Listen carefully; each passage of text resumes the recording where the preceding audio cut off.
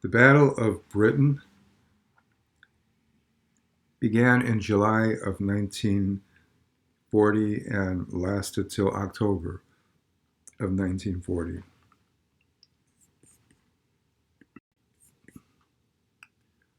After Hitler had defeated France very quickly with the Blitzkrieg attack and had taken over Poland before that, which we've already covered, and his troops basically stormed through all of Europe. You can see on the map here in red, Nazi troops had taken over Yugoslavia, Poland, Belarus, Ukraine, um, the Netherlands, and Italy was also a fascist country which allied with Hitler. It was called Fascist Italy with their dictator, Mussolini. So between those two countries, uh, this new totalitarian state and dictatorship had conquered huge amounts of land, as you can see from the map. And then in all of those countries, Hitler set up a slave labor system in which people were sent off to work against their will or be shot. And so that they had this tremendous industry to build weapons of war through slave labor, and these were people, civilians from all these countries who, in many cases, died working in these factories. And if they refused to work, they and their families were shot. So it was a nightmare scenario that actually happened. And as you can see, the Nazi Empire extended all the way up through uh, to the Russian border. And the only country that really stood in Hitler's way was England, or what you see there is the United Kingdom. The United Kingdom is made up of England and up in the north, Scotland and Northern Ireland, the United Kingdom. So England is where many of the like the president of Poland escaped to, and the president of England, the president of France escaped to England and stayed there throughout the war, basically sending secret messages to resistance movements. So Hitler decided, knowing that ex-presidents were living in England, he decided that his big goal was to conquer England, which you see here is the United Kingdom on the map. So he launched what was called the Battle of Britain, which was an all-out fury attack on England. But as you can see from the map, there's water, there's the English Channel, which is one thing that set England apart from the rest of these countries that had fallen, was that the Nazis had to, the German Navy had to go over that small English Channel. So Hitler decided to make it an air war, and it went on for 3 months. So the Battle of Britain was basically a 3-month air war.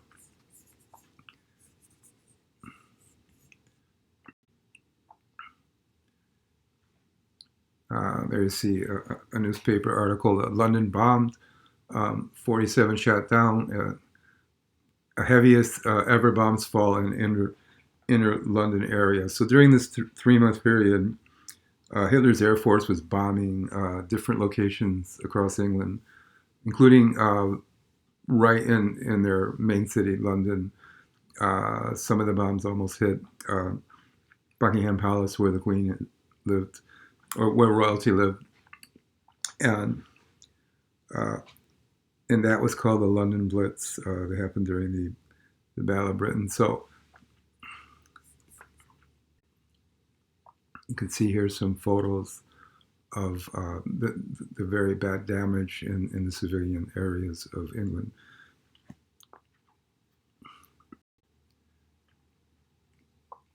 The only thing stopping Hitler from taking over was the RAF, which was the British Air Force, and they fought the uh, German Air Force over the air of the English Channel for 3 months.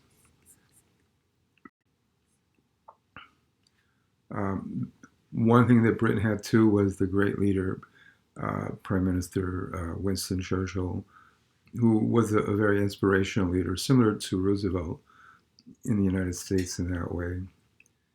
And he spoke of the British effort as this was their, he said this was their finest hour. Winston Churchill, obviously on the left, is the Prime Minister of England at the time, and Hitler was the dictator of Germany. So we see more pictures of the bombing going on. These were from planes that got past the English Air Force.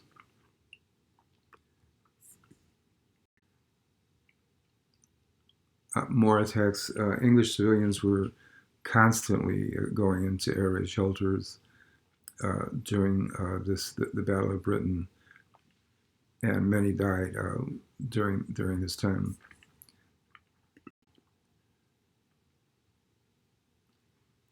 Another picture of attacks from the air. So what finally happened in the Battle of Britain? Well, like it shows here, August and September, the battle went on. The thing that gave the United Kingdom or England and Scotland the edge in this fight was more advanced radar, better trained pilots. The leader, Winston Churchill, like it says, and something called the Enigma machine, which was a way of breaking German radio codes, which was able to sometimes anticipate when an air attack was going to happen.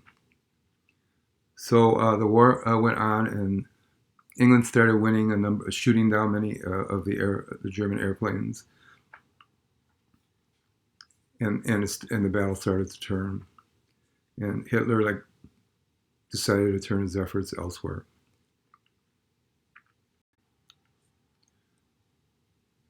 An older movie, color movie called The Battle of Britain here.